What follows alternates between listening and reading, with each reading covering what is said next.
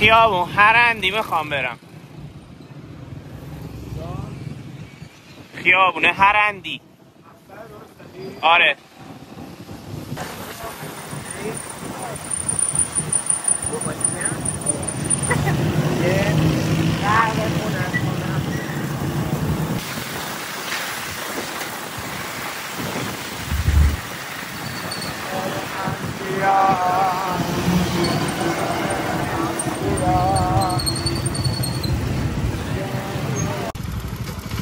مرسی آقا.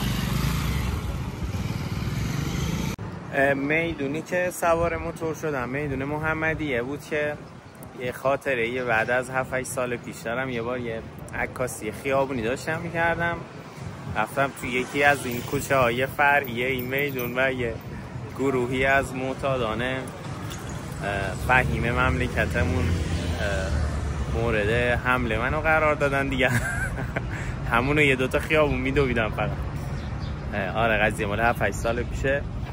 اومدم قهوه خانه حاج تقی اسماعیل پور، یکی از قدیمی ترین قهوه خونه های تهرانه که لوکیشن خیلی از فیلم هایی که میبینید یه قسمتیش توی قهوه خونه است این قهوه خونه است.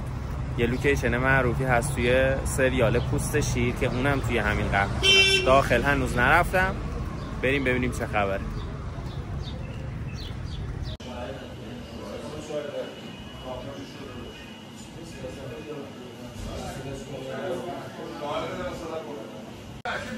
دقیق همونه.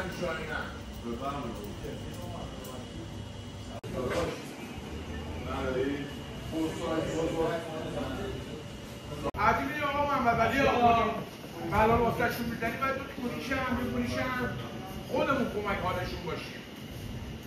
حالا لذا همون خود بکنیشون هم لذا همون ببریم یه چیز فایده یه سابونه من نه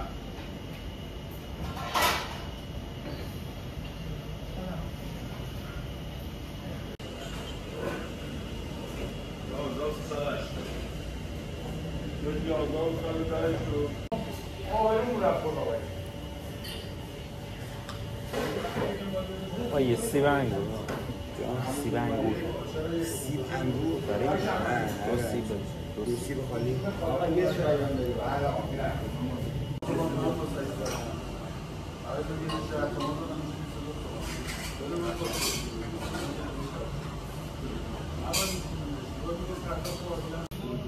دست دردم.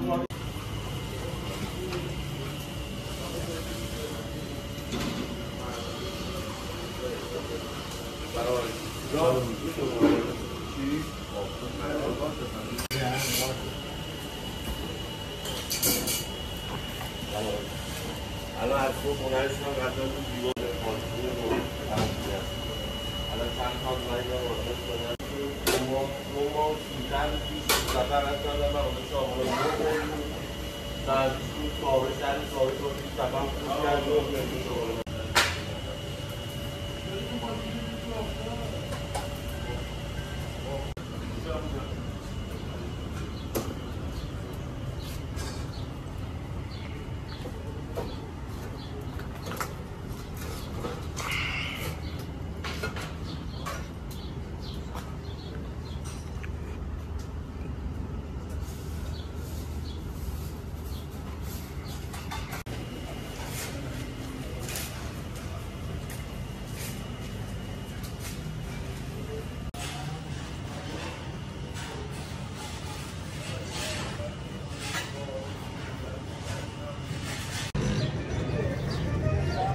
جالب بود.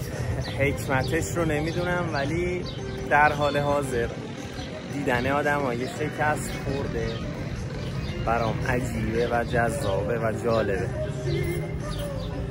تشریف بیارید.